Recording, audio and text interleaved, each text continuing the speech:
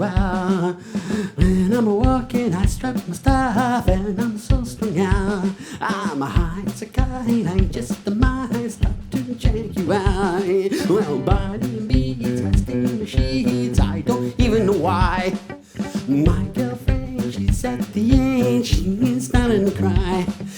When I'm walking, I strut my stuff, and I'm so strung out. High as a kite, I just the mind stop to check you out. Let me go on, like I blister in the sun. Let me go on, big hands, I know you're the one.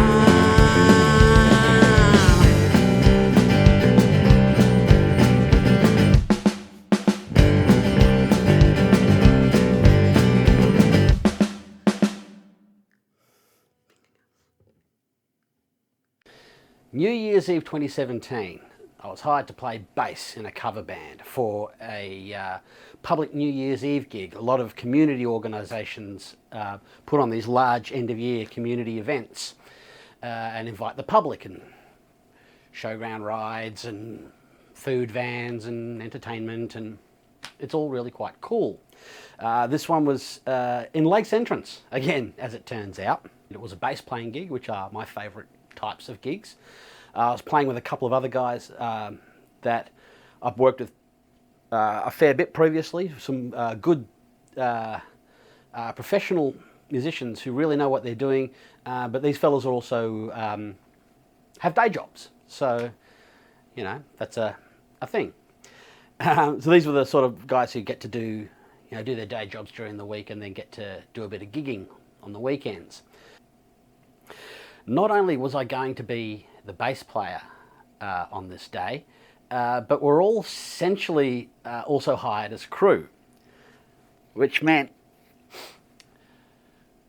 we were setting up the PA and knocking it down at the end of the night and everything like that. So basically the day went like this. New Year's Eve, I'd staying at Glenn's place in Traralgon. We'd loaded the vans, plural, and trailers the night before. So we'd already loaded the van with 4 J bins. A J bin, that's a 20th century thing. They're about speakers that are around about this wide and around about that high. I had 4 of them. Those are the subwoofers for this show, to give you an idea. A full, proper outdoor concert rig. So it's 5 a.m, we're up, drive from Traralgon to Lakes Entrance, that's a good couple of hours. We'll roll out of the vans and start hauling out the shit and start setting it up. Very frequent to have a semi-trailer set up as the stage, just a flatbed trailer. And they're usually taut liners, which is often handy. Anyway, so this thing's just parked in the public reserve where the gig's going to be, and so we go about doing all the setting up this full concert PA system and all our personal rigs. The drummer had drums to do. The shade is falling off my light. Let's see if I can correct that without having super embarrassment. So we're talking about our personal rigs, the drum kit, guitar rig's got to come in. Glenn's got his DJ rig, because the idea is that Glenn's going to be playing music off of the computer, top 40 or current DJ music. He was going to do DJ stuff, and then band would play and more DJ stuff, all that sort of thing. So these New Year's gigs are also very fraught with anxiety, and you're tense. Now, of course, fireworks were also planned for the evening out on the thing where the fireworks people do the fireworks. I don't know, maybe I'll speak to one of them or get them to do the fireworks perspective. But the coordination between the band and the fireworks is just basically Glenn, who, I've mentioned Glenn before. Glenn knows everybody in the Latrobe Valley, and it's one of the many reasons why I like working with him. So you go and have a chat, because it's at midnight that you want things to happen, and so on and so forth. And we just finished setting up I'm going to take a bit of a tangent here. We'd just finished setting up the system when we were sound checking it. So Glenn and I were walking to the back of the space. You know, is the system loud enough and well focused enough? And we're listening to just some music coming off of the computer, playing some commercial music playing off of the computer. And it's like, yeah, all right, good. The rig sounds good. We were pleased with it. And we're walking back, and this guy walks up to us. He's the guy who recently had bought himself one of those spiral potato chip vans, and him and his missus were lined up with all the food vans down the side, you know, stage, food vans, amusements. And this guy walks up to us and says, "You're going to have to turn that down. I'm trying to sell stuff to people and no one can hear anything that I'm saying." Now, it's good that Glenn was in a diplomatic mood that day, because I was literally turning to the guy and had the words, "Go fuck yourself," just about to come out of my mouth when Glenn stepped up and said, "Excuse me, sir, this is how it actually is. If we don't entertain the people, then you'll have no people to sell your stuff to. It's going to be this loud. You're just going to have to deal with it." And off this guy huffed, looking for someone to dob us into. It was great. He actually found I can't remember who was heading up the show, some woman who had done it several times before. She knew what she was talking about, and he went off to complain, and the look on her face was like, "Seriously, dude? You're going to bring your twirly potato stand and then tell the main entertainment act how to behave? Good luck with that." So that was fun. And I'm guessing that the rest of his day wasn't that fun. But to be fair, there were many, many people to sell spiral potato fried things to. So, you know. So this is summer in Australia. I'm not sure exactly how hot it got up there, but, you know, it's 35 degrees up to 40 degrees Celsius. It's a hot day. It's a hot day. You've set up a PA and, you know, you've been up since 5, and I'm just going to have a quick refreshment break. Hang on. And so, excuse me. And so, the gig finally comes. We hit stage, I think, around about 8 o'clock in the evening.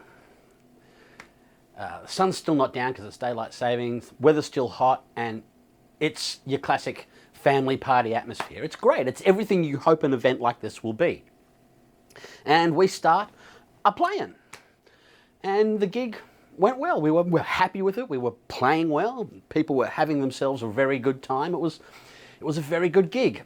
Now, here's the trick to playing public New Year's Eve gigs. Like I said, the coordination between the band and the fireworks people is basically the boss of the band, or whoever's running or producing the band, Gleno, and whoever runs the fireworks company. They get together and they go, "Yeah, so what are we going to do?" Yeah. Now, it's not that hard technically, because we all know the fireworks are meant to go off at midnight. But first of all, how do you two know that you're looking at the same time, you know? Because, you know, traditionally you look off a phone, but we're old boomers. We don't always actually look off internet-connected devices for our phones and stuff like that. So you just got to just know, yes, I'm looking on the phone, you're looking on our phone. Now, you know, our clocks are synchronized, so 12 o'clock, and, you know, what we're going to try and do is, you know, finish at the band. We'll try and dovetail it. But there was, apart from, yeah, you know, we'll give you a wave and give you a nod, and 12 o'clock, she should be right. So, excuse me, maybe editing that out, or maybe leaving that as a tribute to Ola England. Go subscribe to his channel. He's trying to get 1 million subscribers going, and he's by far the best YouTube guitar player. So, we've done the gig. Midnight's approaching. And set lists are and aren't a thing at these shows. You try and stick to it, but, you know, if you notice that a lot of Akubras, you might want to chuck some country songs in a bit earlier in the night, if you know what I mean. So you got to have some of the feel for the crowd. And I can assure you, people like myself and the other guys and Glenn Lever, we do develop this instinct. But we're coming on, it's 12 o'clock and there's only a few minutes left, and you've got to decide which song are we going to do. We've got to have a song that's got to fit the exact amount of minutes. Oh my God, it's 2 minutes to midnight now. A song finished early, and we're all starting to, well, we weren't too stressed because, you know, Glenn's the one paying us and is producing the show. It's like, brother, you're the lead singer as well. You take control of this and we'll do what you need us to do. And we're just thinking, oh my God, it's really close to 12 o'clock and we've got to get it going, and we weren't too sure. We were having a quick discussion, so what song do we do? Like, you can't do a song that's too long and cut it off in half. And all of a sudden, out of nowhere, Glenn just turns to the band and says, Blister in the Sun, 1, 2, 3. The guitar player started playing the riff. The drummer started doing the, and away we went. And it went well. We'd played that song many times. And so Glenn's got his phone on the floor by the foldback wedge, and he's looking at it and just doing this. And now we all know the song ends like that, just. But when you're a live band, the trick is you keep playing whatever the last note is until the lead singer stops you. Note and drum solo, and you know. Yes, I used to do it way too much too. And there we were getting there, and we're lining up, and are we going to be in time? Is it going to be right? And we're hitting the final note, and Glenn holds his hand up, and we're sitting there playing the last note, and looking down, and he goes, holding the last note, and 10, 9, 8, counted down, 0, fireworks, hairs coming up on the back of my neck. This stuff, to a punter, it would have looked absolutely rehearsed and absolutely flawless. It would have looked like any entertainment stroke fireworks show you'd ever seen. But no, it's just a bunch of old guys giving the nod and paying attention, and when things work out like that, it gives you an amazing feeling. And that is the reason I do this. Now, of course, after the fireworks, the gig might be over, but the day's not. Now you got to pack it all up, put it back in the vans, and that's a story for another day. But sharing moments like that with, I think there was like 10,000 people there that day, an extremely strong feeling and a very validating feeling. And the reason I do this, did I say that dramatically enough this time? Hang on. That is the reason I do this. Thank you very much.